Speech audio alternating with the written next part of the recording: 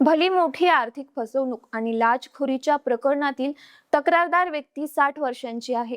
संभाजीनगर शहर पोलीस दलातून ते फौजदार म्हणून रिटायर देखील झालेले आहे. विशेष म्हणजे त्यांना त्यांच्या सेवा काळात केलेल्या उत्कृष्ट कार्यामुळे राष्ट्रपती पदक पुरस्काराने गौरवण्यात आले. पण जमिनीच्या व्यवहारात आज त्यांची तब्बल 1,33,00,000 रुपयांची फसवणूक झाली आहे.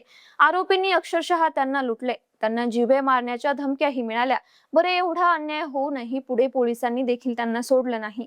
आर्थिक गुन्हे शाखेतील पोलीस उपनिरीक्षक चंद्रकांत कामठे याने आर्थिक फसवणूक प्रकरणातील आरोपींवर गुन्हा दाखल करायचा असेल, त्यांना जर अटक करायची असेल तर स्वतःसाठी आणि आपल्या वरिष्ठ अधिकाऱ्यासाठी त्या 60 वर्षीय निवृत्त फौजदाराकडून 50,000 रुपयांची लाच मागितली होती.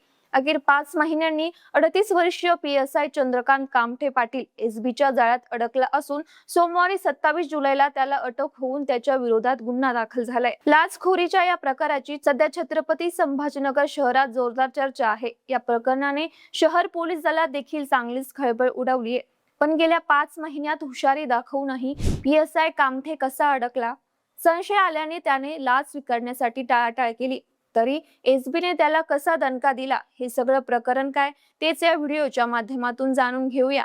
नमस्कार, मी गीतांजली आणि आपण पाहत आहात दे दणका. मंडळी, छत्रपती संभाजीनगर शहरातील 60 वर्षीय सेवानिवृत्त फौजदाराला भूमी माफियांनी शहरातील एकदम मोक्याची 18.60 गुंठे जमीन 2 कोटीत विक्री असल्याचं आमिष दाखवलं होतं. त्यानुसार निवृत्त फौजदाराने मुख्य आरोपी शेख इरफान आणि शेख शाकिब सोबत आर्थिक व्यवहार केला. यावेळी इरफान सोबत त्याचे इतरही साथीदार या प्रकरणात सहभागी होते. या आरोपींनी मिळून त्या निवृत्त फौजदाराकडून तब्बल 1,33,00,000 रुपये उकळले. पण पैसे देऊनही जमिनीची खरेदी खत मात्र दिले नाही. या संदर्भात निवृत्त फौजदाराने जाब विचारला असता आरोपींनी काही रकमांचे बँक चेक त्यांना दिले, पण ते चेक सुद्धा बंद खात्याचे निघाले. इतकंच नाही तर निवृत्त फौजदार जेव्हा जागेचा ताबा मागायला गेले तेव्हा आरोपीच्या वडिलांनी कमरेची बंदूक काढली आणि त्यांना थेट जीवे मारण्याची धमकी दिली. दरम्यान या सगळ्या घडामोडीमुळे ते निवृत्त फौजदार प्रचंड तणावात आले. आपल्याला न्याय मिळावा यासाठी त्यांनी शेवटचा पर्याय म्हणून पोलिसांकडे धाव घेतली. शहर पोलीस आयुक्तालयातील आर्थिक गुन्हे शाखेकडे त्यांनी आपली सविस्तर तक्रार नोंदवली. त्या तक्रारीची दखल घेत पोलिसांनी चौकशी केली आणि चौकशीनंतर वरिष्ठ पोलीस अधिकाऱ्यांनी फेब्रुवारी महिन्यात आरोपींवर गुन्हा दाखल करण्याचे आदेश दिले. या प्रकरणाचा तपास आर्थिक गुन्हे शाखेचा पोलीस उपनिरीक्षक चंद्रकांत कामठे यांच्याकडे होता. आता PSI कामठेने आर्थिक फसवणुकीतील तक्रारदार व्यक्तीला मदत करणे तसेच आरोपींवर गुन्हा दाखल करून त्यांना अटक करणे अपेक्षित होते. पण त्याने तक्रारदार असलेल्या त्या निवृत्त फौजदारालाच आपल्या जाळ्यात अडकवायला सुरुवात केली. आरोपींवर पोलीस कारवाई करण्यासाठी कामठेने 27 फेब्रुवारीला तक्रारदाराकडे 50,000ची लाच मागितली. लाचेची ही रक्कम त्याने स्वतःसाठी आणि पोलीस निरीक्षक पवार यांच्यासाठी मागितली होती. कामठेने ही रक्कम आपण स्वतः स्वीकारणार असल्याचंही मान्य केलं होतं. दरम्यान आधीच तणावात असलेले ते निवृत्त फौजदार आता आणखी जास्त संकटात सापडले.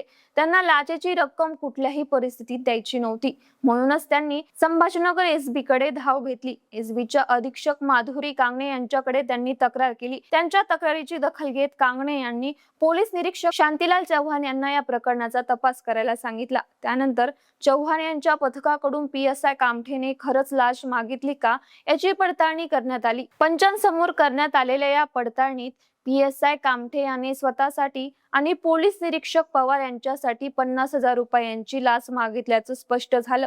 याशिवाय 11 मार्चला कामठेने तक्रारदाराकडे पुन्हा लाच मागितली होती आणि याचे सबळ पुरावे SBच्या हाती लागले.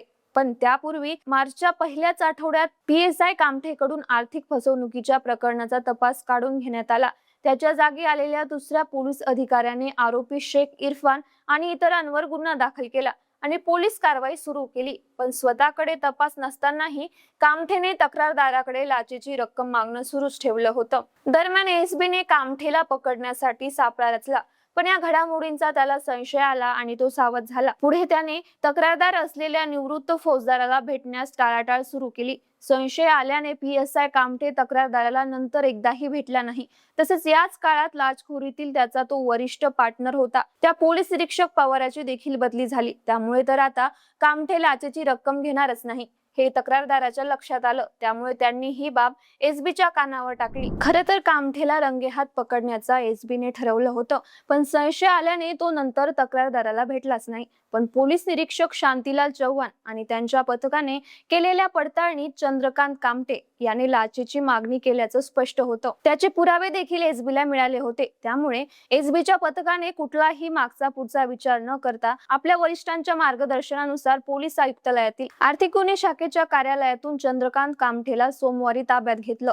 एसबीने त्याच्याकडून मोबाईल जप्त केला, तसेच सातारा परिसरातील त्याच्या घराची झडती घेण्याची देखील प्रक्रिया सुरू केली.